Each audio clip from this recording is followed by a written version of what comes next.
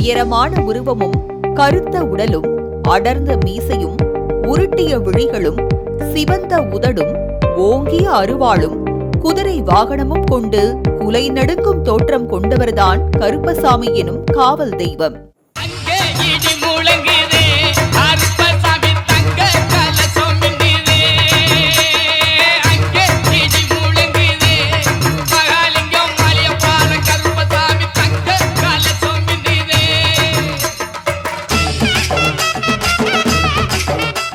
நம்பியவருக்கு காவலராகவும் எதிர்ப்பவர்களுக்கு யமனாகவும் இருக்கும் கருப்பர் பரமசிவம் அம்சம் என்றும் பத்ரகாளி அம்சம் என்றும் மக்கள் போற்றி வணங்கப்படுவர்.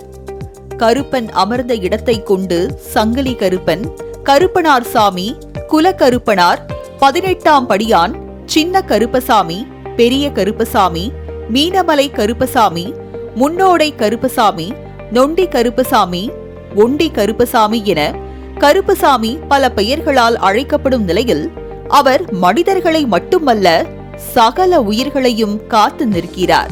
ராமாயண கதையில் வால்மீகி முனிவர் தம் தவ வலிமையால் தர்பை புல்லில் இருந்து உருவாக்கப்பட்ட லவன் என்ற சிறுவன் யாகத்தீயில் கருகிய போது ராமனால் கருப்பா வா என்று அழைக்கப்பட்டு தோன்றியவர்தான் கருப்பசாமி. வேலூர் மாவட்டம் ஆற்காடு சாலையில் 30 பெட்டி என்ற இடத்தில் அமைந்துள்ள இந்த தோப்பு கருப்பர் சுவாமி கோவிலுக்கு செல்பவர்களின் மரண பயம் முற்றிலும் நீங்குவதாக பக்தர்கள் தெரிவிக்கின்றனர். கோவிலின் நுழைவு வாயிலில் 2 வெள்ளை குதிரைகளுக்கு நடுவில் ஆக்ரோஷத்துடன் நிற்கிறார் கருப்பண்ணசாமி. ஆலயத்தின் உள்ளே சாலை ஓரமாக 18 படிகளுக்கு மேலே 36 அடி உயரத்தில் வலது கரத்தில் நீண்ட கூர்மையான அரிவாளோடும் இடது கரத்தில் எதிரிகளை சிதறடிக்கும் கதை என்னும் ஆயுதத்தை எருமையின் தலையில் வைத்தபடியும் 5 தலை நாகத்தை ஆபரணமாக சூட்டிக்கொண்டு பிரம்மாண்ட உருவமாக காணப்படுகிறார்.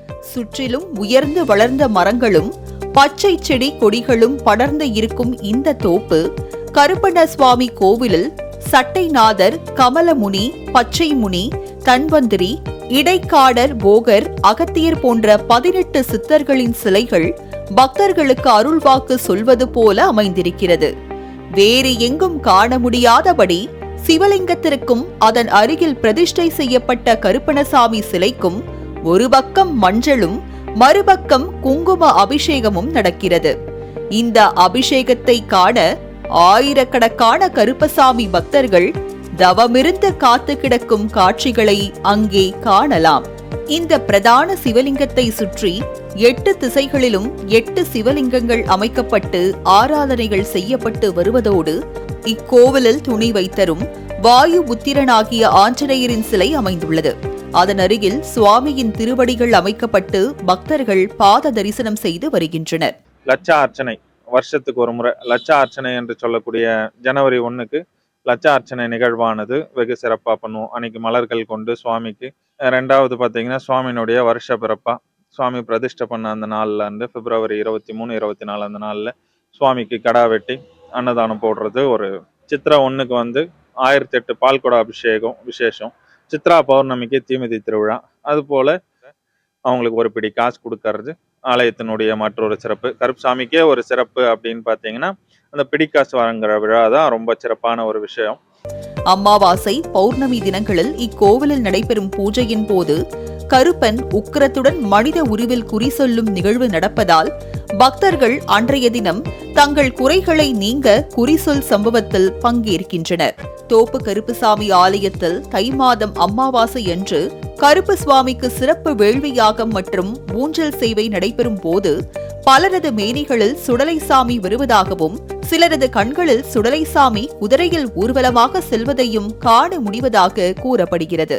இந்த தோப்பு கருப்பசாமி இப்பகுதி கிராம மக்களுக்கு குல தெய்வமாக விளங்கி வருவதோடு எந்த விபத்துகளும் துர்மரணங்களும் ஏற்படாமல் காத்து வருகிறார்.